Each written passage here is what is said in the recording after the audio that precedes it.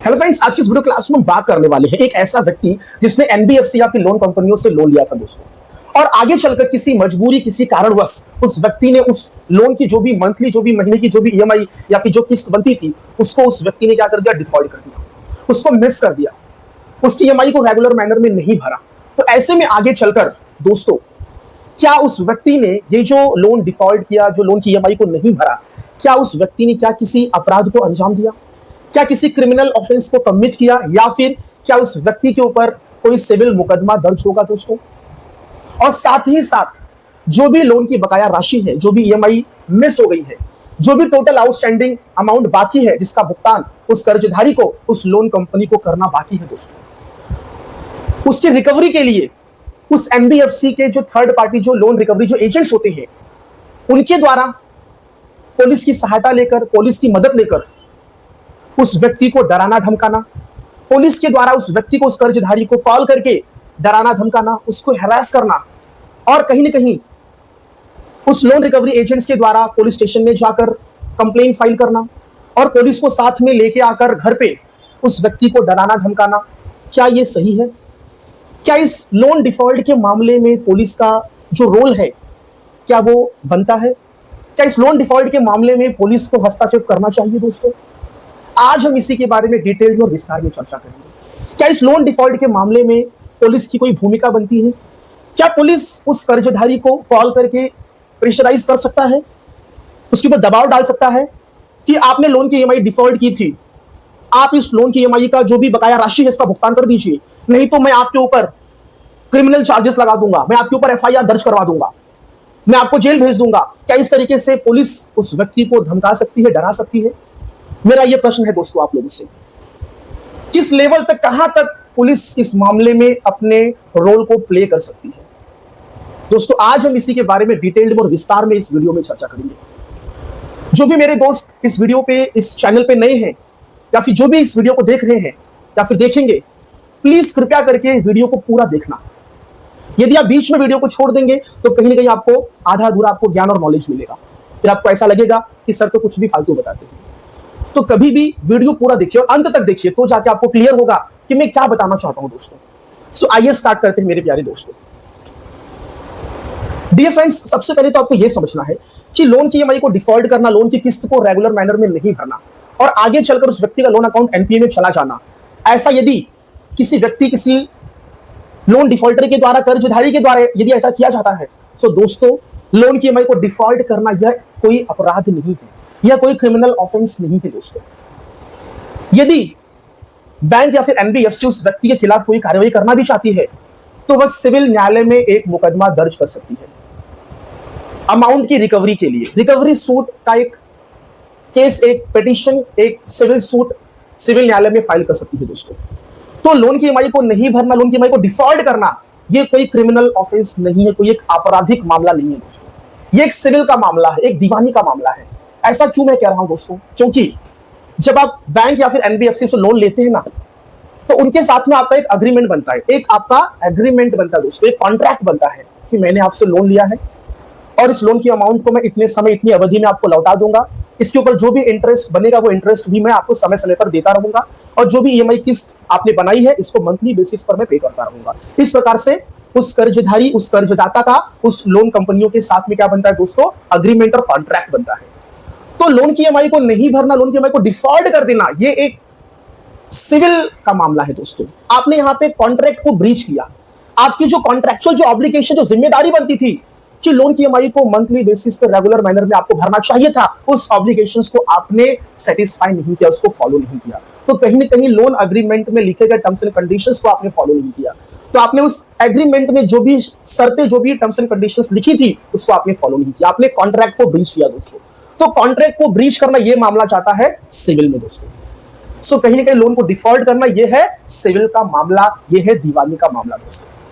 तो लोन को डिफॉल्ट करना, लोन की ईएमआई को नहीं भरना, यह कोई क्रिमिनल ऑफेंस नहीं है दोस्तों, कोई आपराधिक मामला नहीं है दोस्तों। तो यह चीज मैंने आपको क्लियर कर दिया। अब हम दूसरी चीज पे बात करते हैं दोस्तों कि उस कर्जदाता ने, उस कर्जधारी ने लोन की ईएमआई को नहीं भरा, लोन की ईएमआई को डिफॉल्ट कर दिया, और ऐसे में एनबीएफसी या फिर लोन कंपनियों के जो भी थर्ड पार्टी, जो भी लोन रिकवरी जो एजेंट्स होते हैं, उनके द्वारा इस कर्जधारी इस व्यक्ति को, इस बोरोवर को, जिस व्यक्ति ने लोन लिया था, इसको कॉल करके लोन रिकवरी एजेंट्स के द्वारा परेशान किया जाता है, डराया धमकाया जाता है कि लोन की जो भी बकाया राशि इसका भुगतान कर दीजिए। Even though loan recovery agents उस व्यक्ति के घर पे भी आते हैं और घर पे आकर चिल्लम पुकार करते हैं, गाली गलौज करते हैं, डराते हैं, धमकाते हैं, ठीक है, मेंटल हरासमेंट, फिजिकल हरासमेंट जो भी है, ठीक है, उसको बेइज्जत करना, ये सारी चीजें करते हैं दोस्तों। तो ये जो वो कर रहे हैं ना, ये भी एक गलत है। तो ये जो वो कर रहे हैं ना लोन रिकवरी एजेंट्स, वो क्रिमिनल ऑफेंस को कमिट कर रहे हैं दोस्तों, वो किसी एक अपराध को कारित कर रहे हैं। तो आपने लोन की ईएमआई को डिफॉल्ट किया, आपने तो एक सिविल मामला तैयार किया,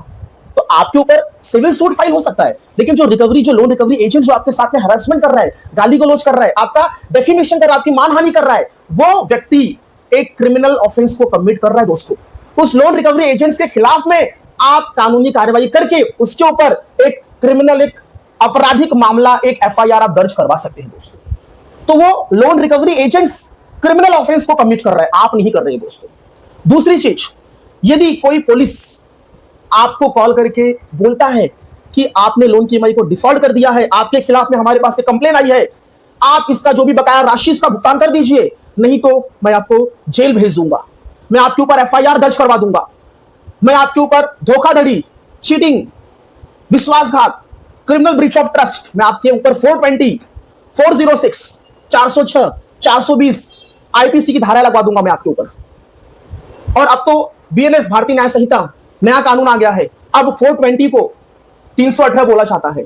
और जो 406 जो क्रिमिनल ब्रीच ऑफ ट्रस्ट है उसको 316 बोला जाता है। तो अब नई धाराओं में इन कर्जधारियों से बात किया जाता है कि आपके ऊपर 318 का मुकदमा दर्ज करवा देंगे, आपके ऊपर 316 का मुकदमा दर्ज करवा देंगे, आपने धोखाधड़ी की, आपने 420 की, आपने बैंक के साथ में विश्वासघात किया, आपके ऊपर हम क्रिमिनल ब्रीच ऑफ ट्रस्ट का मुकदमा का मामला दर्ज कर देंगे आपके ऊपर। सो दोस्तों, ये सब कहना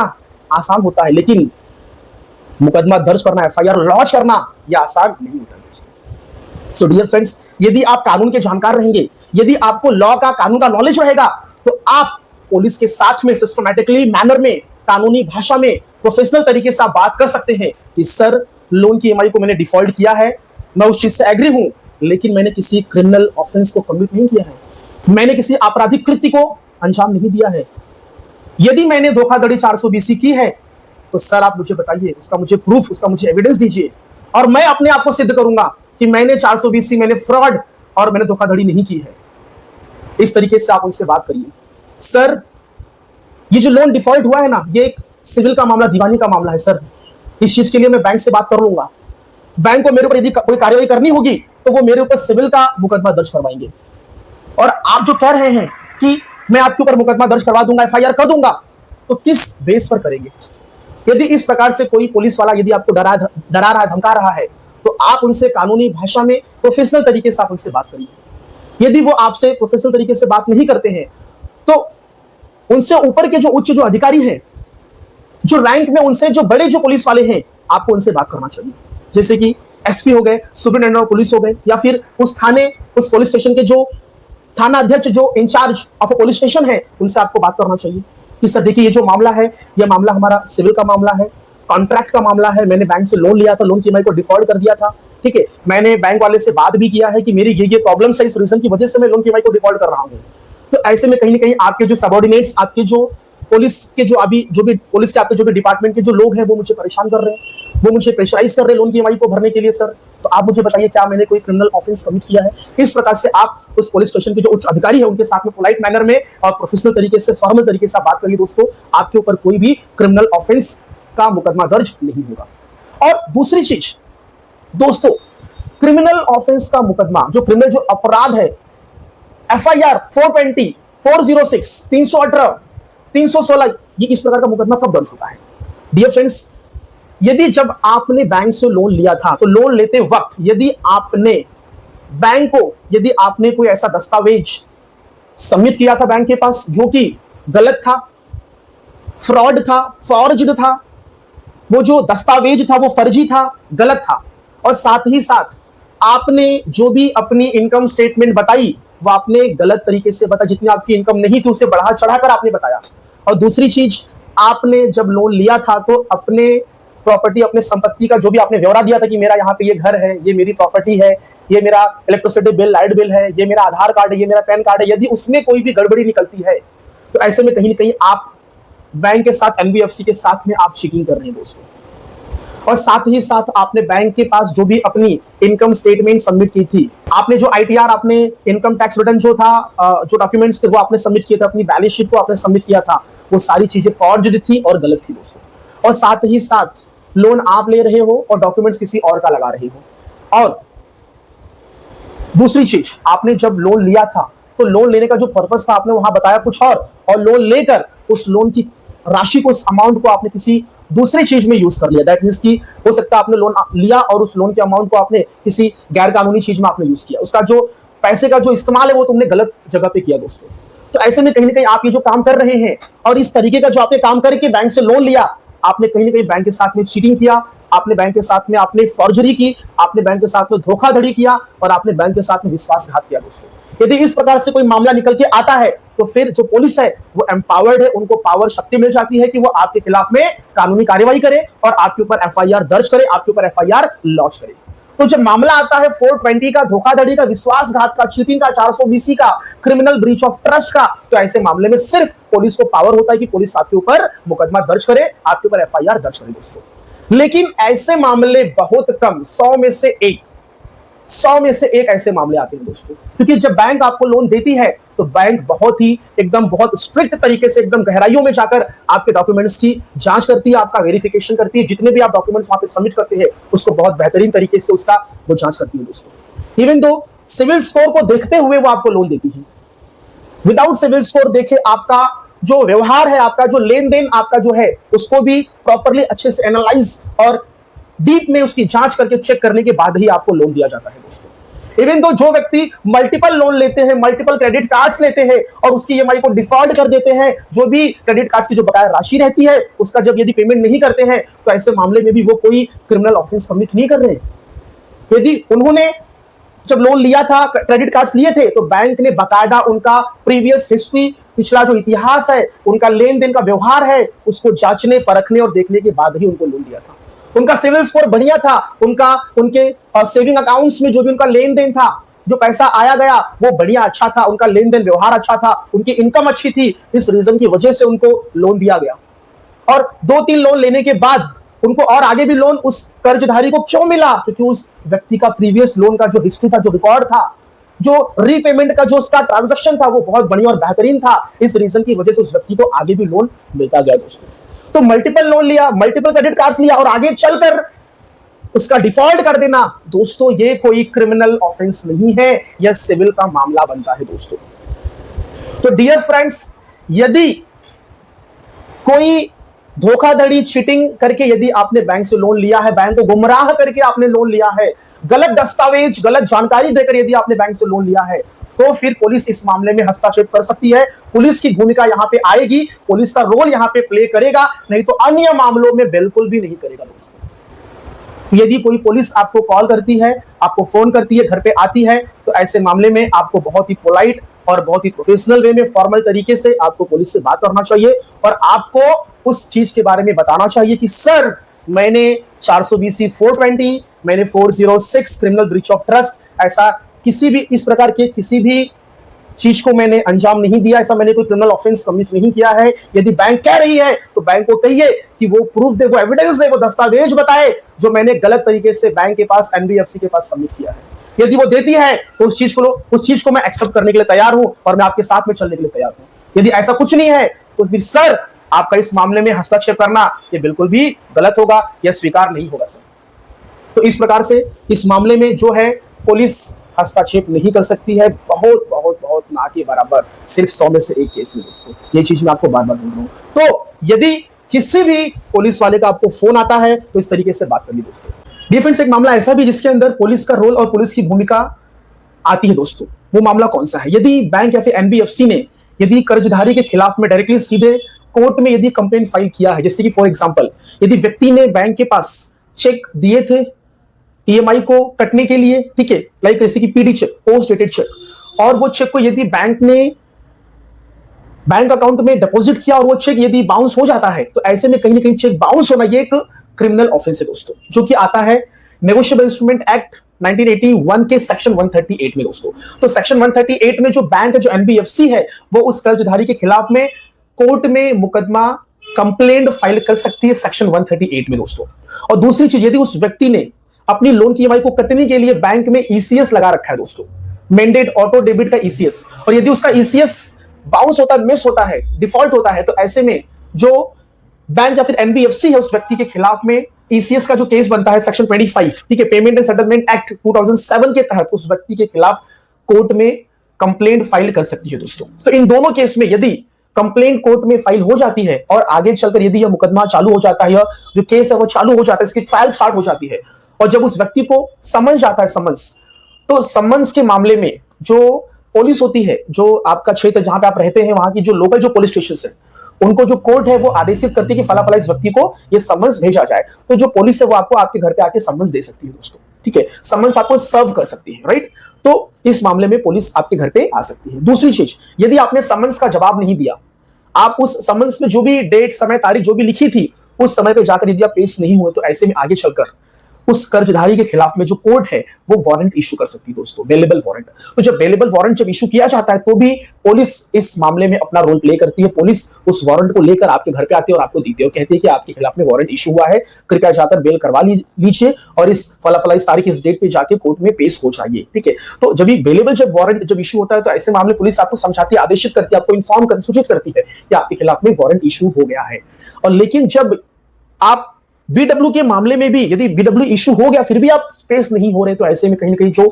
मजिस्ट्रेट कोर्ट है वो आपके खिलाफ में NBW non bailable warrant issue कर सकते हैं, और ऐसे मामले में जो पुलिस है वो आपको अरेस्ट भी कर सकती है दोस्तों। क्योंकि नॉन बेलेबल वारंट का मतलब ये होता है कि आपको तुरंत, जैसे कि पुलिस ने आपको पकड़ के लाके आपको कोर्ट में तो पेश करेगी, लेकिन ऐसा नहीं है कि वो आपको बोलेगी एनबीडब्ल्यू इशू हो गया तो आप जाइए बेल करवा लीजिए, नहीं। नॉन बेलेबल वारंट में पुलिस को अधिकार और पावर प्राप्त होता है कि वो आपको अरेस्ट कर सकती है। तो आपको पकड़ेगी और आपको लेके जाकर कोर्ट में पेश करिए, तो फिर आपको वहां पे अपना जो वारंट है उसको आपको कैंसिल करवाना पड़ेगा दोस्तों। तो कहीं ना कहीं बीडब्ल्यू समन्स और एनबीडब्ल्यू वाले मामले में जो पुलिस है वो आपसे संपर्क करेगी और आपके घर पे आ सकती है दोस्तों। तो यहां तक इस मामले में जो है पुलिस हस्तक्षेप करेगी, पुलिस का जो रोल है वो प्ले होगा, उनकी जो भूमिका है वो इस मामले में दोस्तों निभाई जाएगी, जब आपके खिलाफ में कोर्ट में यदि कोई कंप्लेंट फाइल किया जाएगा नेगोशिएबल इंस्ट्रूमेंट एक्ट सेक्शन 138 में और ईसीएस बाउंस सेक्शन 25 में यदि आपके खिलाफ में कोई मुकदमा, कोई कंप्लेंट यदि कोर्ट में दर्ज किया जाएगा तो दोस्तों। कई बार तो ऐसा भी देखा गया है कि फर्जी कॉल आते हैं पुलिस के, जिन्हें पुलिस स्टेशन से बात कर रहा हूं, लेकिन वो पुलिस होती नहीं है। वो कौन होते हैं? वो रिकवरी एजेंट्स के गुंडे होते हैं दोस्तों। वो रिकवरी एजेंट्स खुद कॉल करके अपने आप को पुलिस बताते हैं। कभी कभी तो कॉल करके बोलते हैं मजिस्ट्रेट बोल रहा हूं, जज बोल रहा हूं, कस्टम ऑफिसर, अधिकारी बोल रहा हूं मैं, ठीक है, मैं ये बोल रहा हूं, मैं वो बोल रहा हूं, कुछ इस तरीके से आपको डराते धमकाते हैं। तो एक चीज दिमाग में सेट और फिट कर लीजिए कि पुलिस का हस्तक्षेप ना के बराबर होता है लोन और ईएमआई के डिफॉल्ट के मामले में दोस्तों। तो आपको डरने की बिल्कुल भी जरूरत नहीं है। यदि इस प्रकार से कोई फर्जी कॉल आते हैं तो तुरंत इसकी शिकायत आप पुलिस स्टेशन में करिए। आप साइबर क्राइम जो सेल है, जो विभाग है, डिपार्टमेंट है, उसमें इसकी शिकायत दर्ज करवाइए दोस्तों। तो पुलिस जो है वो आपको बिल्कुल भी लोन डिफॉल्ट, ईएमआई डिफॉल्ट के मामले में बिल्कुल भी पुलिस आपको परेशान नहीं करेगी। इस मामले में वह कभी भी हस्तक्षेप नहीं करेगी, अपना रोल कभी भी प्ले नहीं करेगी। जब सिर्फ 420 और 406 इस प्रकार का यदि कोई मामला बनता होगा तो ही पुलिस हस्तक्षेप करेगी, नहीं तो किसी भी मामले में नहीं करेगी दोस्तों। इस बात को नोट कर लीजिए। डियर फ्रेंड्स, यदि आप ये सारे चीजों से छुटकारा पाना चाहते हैं कि लोन रिकवरी एजेंट्स कॉल ना करें, आपको फर्जी कॉल्स ना आए, लोन रिकवरी एजेंट्स आपको कॉल पे परेशान ना करें, तो ऐसे चीजों से बचने के लिए प्लीज यदि आपके पास पैसे हैं तो इन एनबीएफसी, इन लोन कंपनियों और इन बैंकों के पैसे को प्लीज रिटर्न कर दीजिए दोस्तों। क्योंकि यदि आप जानबूझकर इंटेंशनली इनके पैसे को नहीं लौटाओगे, आपकी आशा, आपका इंटेंशन, आपका मेंसरिया यदि ऐसा है कि मैं इसका पैसा तो लौटाऊंगा नहीं, मेरे पास तो पैसे हैं बट मैं इसका पैसा लौटाऊंगा नहीं, यदि इस प्रकार की सोच, थॉट्स आपके मन में है, आपकी ऐसी कोई प्लानिंग चल रही है, तो ये भी एक गलत चीज है दोस्तों। ये एक अपराध को कारित करता है। तो आप एक अपराध को अंजाम दे रहे हैं दोस्तों। तो इंटेंशनली जानबूझकर रीपेमेंट नहीं करना, बकाया राशि को नहीं भरना, ये एक अपराध है, ये एक ऑफेंस है दोस्तों। ऐसा आपको बिल्कुल भी नहीं करना है। पैसे आपके पास यदि हैं तो प्लीज इन बैंकों के पैसे इनको लौटा दीजिए दोस्तों, क्योंकि आपके बुरे वक्त में, आपके तकलीफ के वक्त में, आपके प्रॉब्लम में बैंकों ने आपकी सहायता की थी। इन एनबीएफसी लोन कंपनियों ने आपकी सहायता की थी, तो आपका फर्ज बनता है कि इनका पैसा सूद समेत ब्याज सहित इनको समय पर लौटा देना चाहिए दोस्तों। सो डियर फ्रेंड्स, मेरा यह वीडियो यहीं पे समाप्त होता है। आप लोगों ने इतना समय दिया, आप लोगों का बहुत बहुत धन्यवाद दोस्तों। यदि आपको मेरा यह वीडियो पसंद आया हो, अच्छा लगा हो, तो प्लीज मेरे इस वीडियो को लाइक करिए, अपने दोस्तों के साथ में शेयर करिए दोस्तों। यदि मेरे इस चैनल पे यदि आप नए हो तो प्लीज मेरे इस चैनल को सब्सक्राइब करिए और साथ ही साथ मेरे इस वीडियो को लाइक करिए। यदि मन में कोई शंका है, कोई डाउट्स है, कोई प्रश्न है किसी भी चीज को लेकर, तो कमेंट सेक्शन में जरूर लिखिए, मैं उसका जरूर जवाब दूंगा दोस्तों। और साथ ही साथ मैंने एक हेल्पलाइन नंबर दी है, उस हेल्पलाइन नंबर पे आप कॉल करके भी अपने प्रॉब्लम को, अपनी दिक्कत को, अपनी परेशानियों को मेरे साथ में साझा कर सकते हैं। उसका मैं जरूर आपको हल निकाल कर दूंगा दोस्तों। थैंक यू सो मच, धन्यवाद।